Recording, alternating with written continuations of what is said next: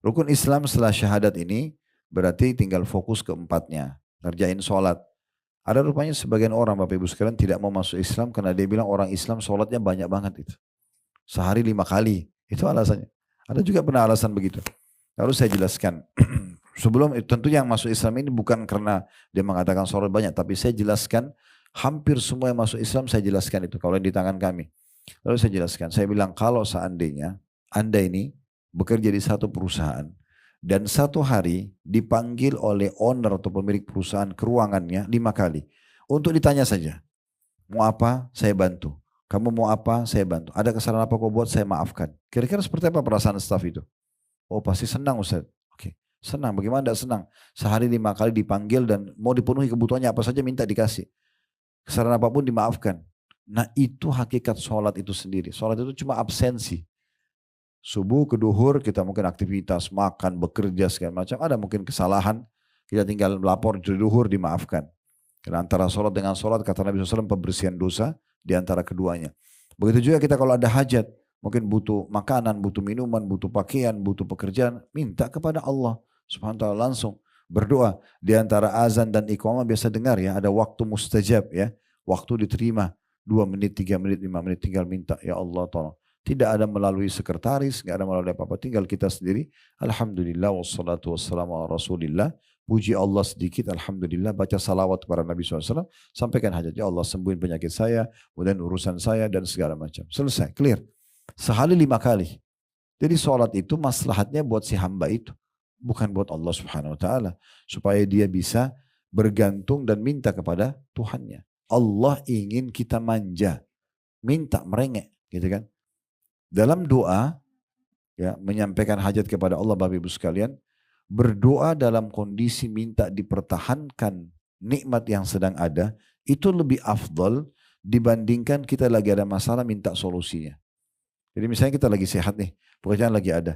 Lalu kita berdoa, ya Allah berkahi, ya Allah tambahkan. Itu lebih baik, lebih besar pahalanya dibandingkan nanti sakit, ya Allah sembuhin.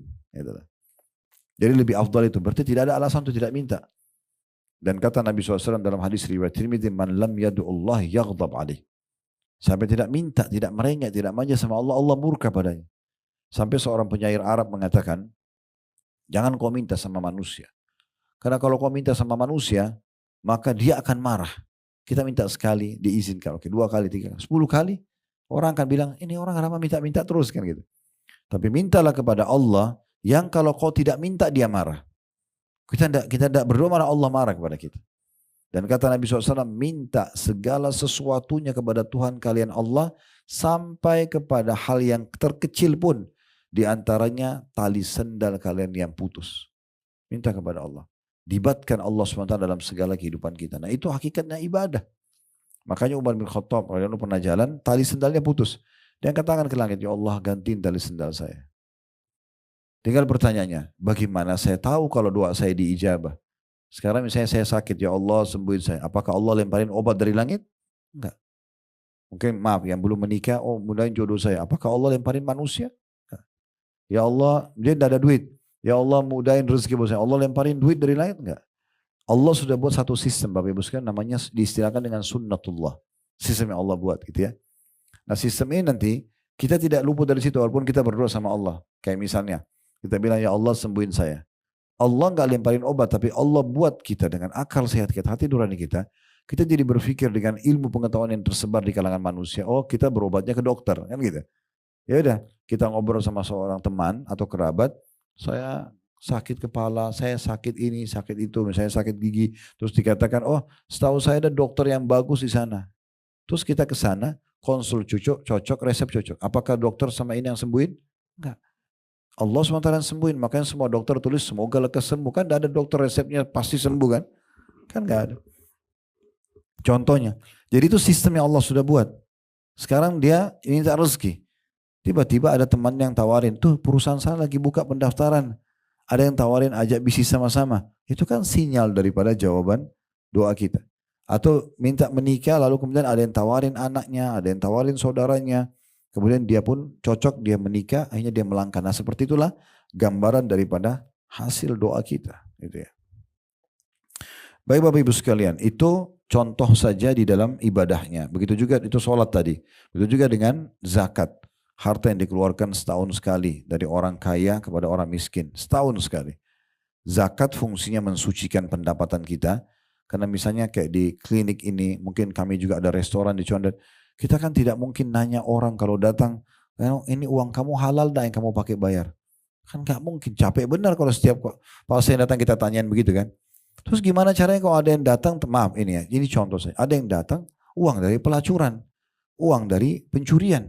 Kita gak mungkin nanya, caranya gimana? Allah datangkan satu sistem nih, keluarin zakat setahun sekali. Zakat itu untuk mensucikan pendapatan. Kita kan tidak tahu. Setahun sekali. Kalau yang setiap hari kita keluarkan untuk menambah, namanya sedekah. Beda, sedekah sama zakat, beda fungsi. Zakat untuk mensucikan pendapatan. Jadi kalau ada yang bercampur baur yang haram, bersih dengan 2,5% itu. Kalau sedekah, ini untuk memperbanyak. Makin banyak kita keluarin, makin banyak juga datang gitu ya. Nah seperti itu. Itu juga dengan puasa Ramadan. Setahun sekali. Ini masa terapi kesehatan, bukan penyiksaan itu. Makanya semua orang Islam kalau dia betul dengan keimanan, dia tidak akan terbebani dengan Ramadan kan. 11 bulan Bapak Ibu sekalian kita bebas makan, minum, panas, dingin, asam. Istirahat dong, servis. Itu Ramadan servisnya itu. Servis kesehatan gitu kan. Sebulan kita puasa, tujuannya untuk itu, untuk kesehatan sebenarnya. Selain dia ibadah kepada Allah Subhanahu Wa Taala. Makanya kita kalau tiba Idul Fitri, kalau sudah sebulan puasa, kadang-kadang kita bertamu di rumah kerabat, makan sedikit ketupat, sudah kenyang. Karena ususnya sudah kecil lagi. Sudah dilatih Ramadan, gitu kan. Untuk kesehatan, nanti 11 bulan dipakai lagi ke depan, puasa lagi, kan gitu. Haji sekali seumur hidup. Bukan dibebankan. Kalau mampu, silakan sekali seumur hidup. Yang kedua, yang ketiga itu sudah sunnah.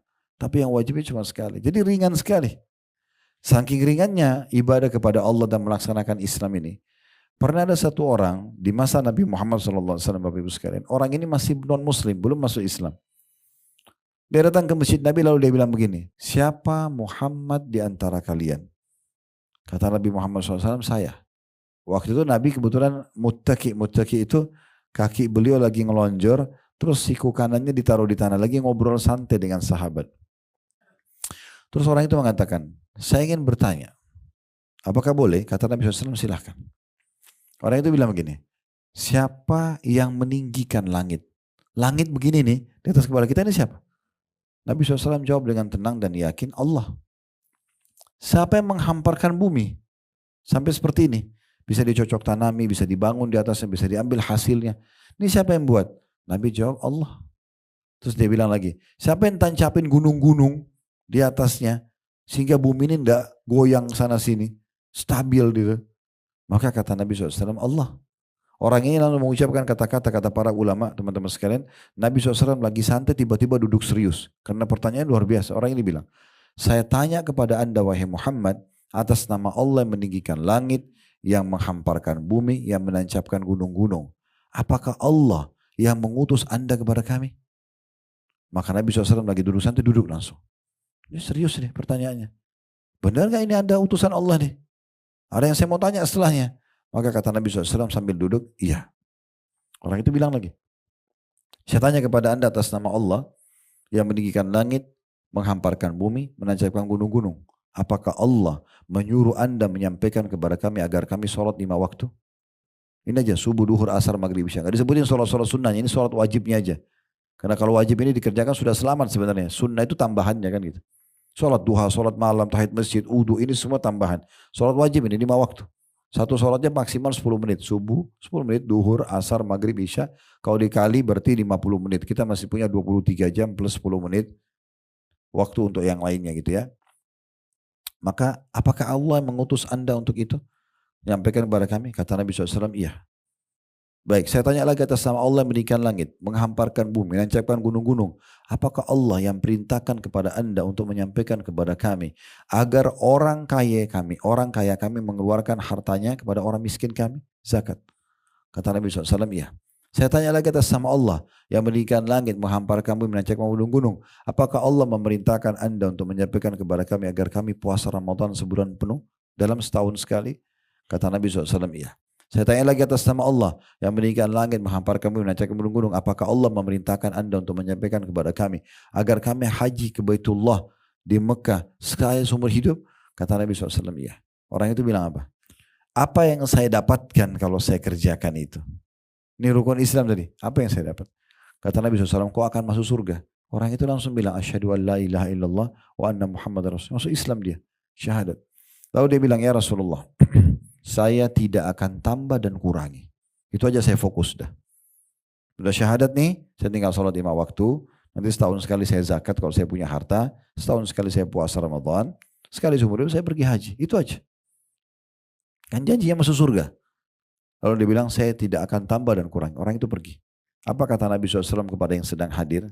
Siapa yang mau lihat penghuni surga, lihat orang ini. Itu aja Islam. Gak ada sesuatu yang berat. Apanya yang berat? Untuk beriman kepada Allah, ringan semuanya, gitu kan. Sholat sekali, tadi 5 kali sehari dan waktunya berbisa-bisa.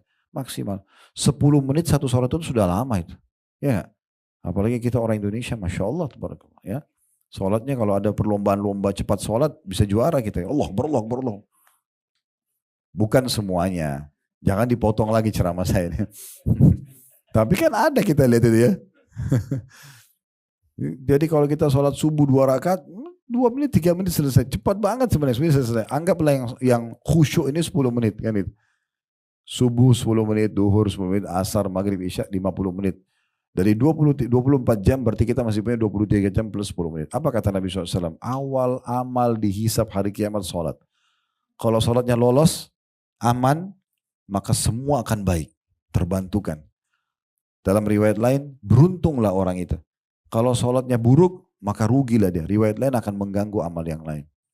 Satu-satunya perintah Allah Subhanahu Wa Taala kepada Nabi Muhammad SAW yang dalam bentuk syariat ya, yang diterima di langit itu hanya sholat. Harus terjadi perjalanan Isra. Surah nomor 17 dalam Al-Quran, surah Isra, perjalanan dari Masjidil Haram ke Masjid Aqsa. Belum bertemu dengan ruhnya para nabi-nabi. Sampai sekarang masih dikenang di Masjid Aqsa di bawah sebelah sisi kanan. Itu ada besi, diyakini dulu bekas diikat buraknya dan segala macam gitu ya. Itu keyakinan orang. Tapi Nabi SAW bilang memang saya mengikat burak di tempat para nabi-nabi yang mengikat tunggangannya.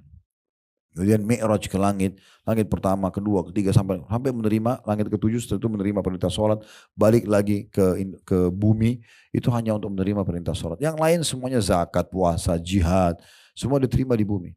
Itu saking pentingnya masalah itu, kan gitu. Jadi Islam itu ringan sekali sebenarnya, ringan. Dan kita kalau menjalani agama dengan baik dan beribadah ini kita jadi tahu ya, bahkan terkontrol. Makanan mana yang boleh, mana yang tidak boleh. Pakaian mana yang boleh, mana yang tidak boleh. Pergaulan mana boleh, mana yang tidak boleh. Pendapatan mana yang boleh, mana yang tidak. Terpandu. Dan subhanallah terbukti lagi secara ilmiah Bapak Ibu sekalian. Semua yang halal itu baik-baik semuanya.